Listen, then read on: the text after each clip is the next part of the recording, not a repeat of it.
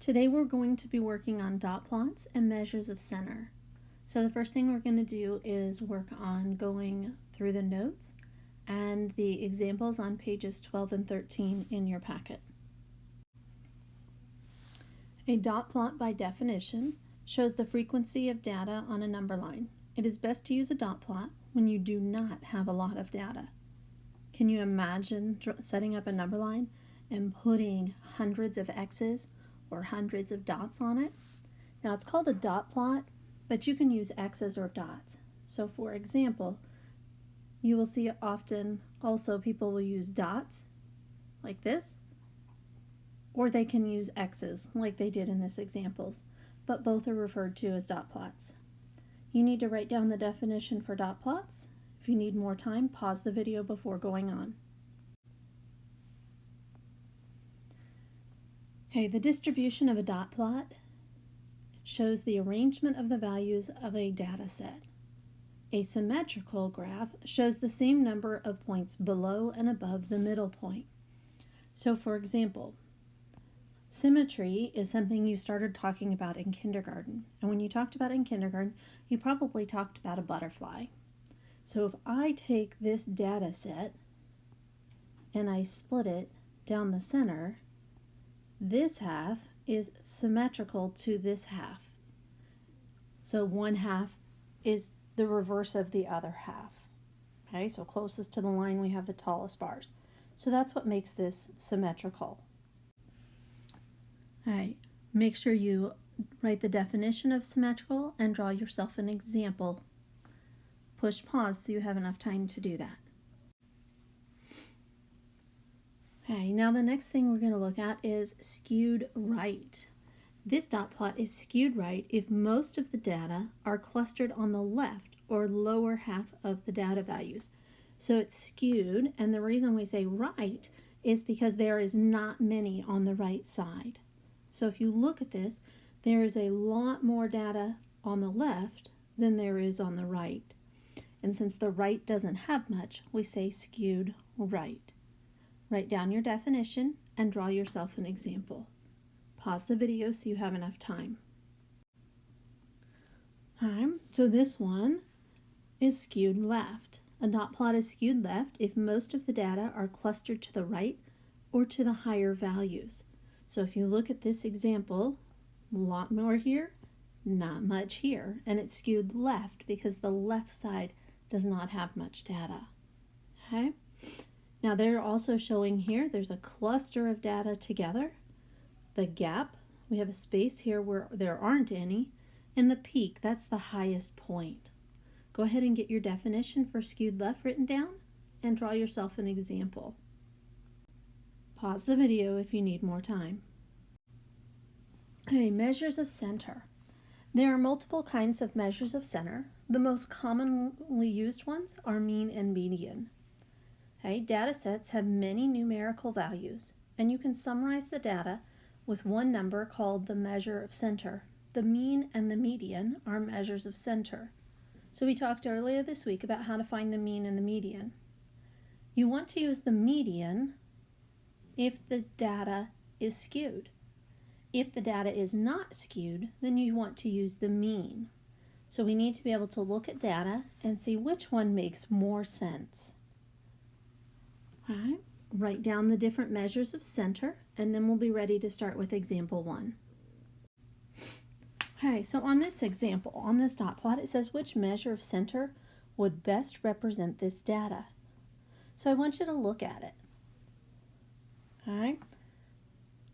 There are 1, 2, 3, 4, 5, 6, 7, 8, 9, 10, 11, 12, 13, 14 X's.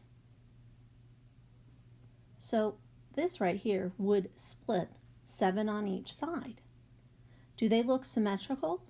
Does one side look the same as the other, like a butterfly, or is it skewed? When I look at this picture, I can tell that it is skewed. So which one of those two measures of center should we use when it is skewed? Okay, so at the bottom here, I've told you what the mean is, 7 9/10, and the median is 8 5/10. But just by looking at the picture, we don't have to do those calculations to answer this question. The median best describes this data because it's skewed. Let's think about this. When somebody asks, how many books did you read over the summer? The average number of books those 14 people read was 8.5, not 7 9/10. 7 9/10 would be less than most of them read.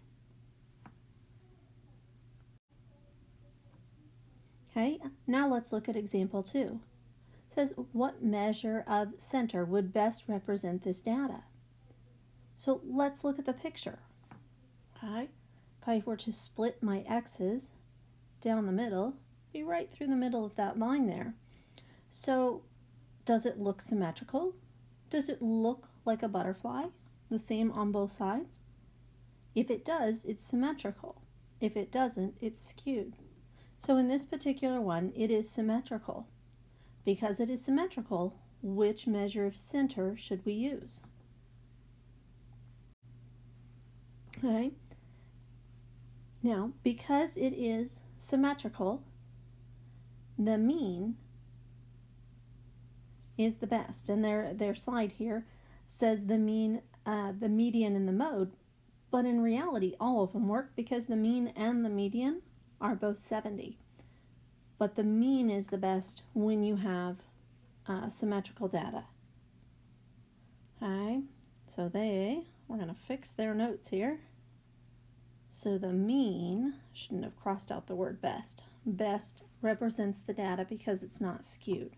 But in this particular example, our mean and our median were the same. Okay, so here we have 2 examples. It says find each measure of center and tell which one best represents the data. So for each of these, you want to calculate the mean and the median, and then tell which one is best. Now you might already know which one is best before you calculate it, but we're reviewing how to find mean and median. Now just as a reminder on this one, because they didn't list the numbers out for you, if you look at number 1, we have 0, 0. We have 2 zeros. We have 3 ones. We have 2 2s. 1 3, 1 4, and 1 10.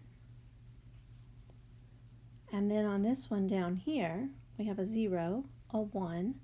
We have 2 2s. We have 3 3s. We have 3 4s, and we have a 5. So you're going to use those to find your mean and your median, and then tell which one is best. Pause the video, work them out, and then push play again. Okay, so checking your answers here. So on number 1, the mean is 2 4/10, and the median is 1 5/10. The median is the best one for this because it's skewed. Notice we have this outlier over here. Throws off our mean. On number 2, on how many pets do you have, the mean is 2 8/10 and the median is 3. Now the picture is not exactly symmetrical, but it is more symmetrical than not. So we would go with the mean on this one.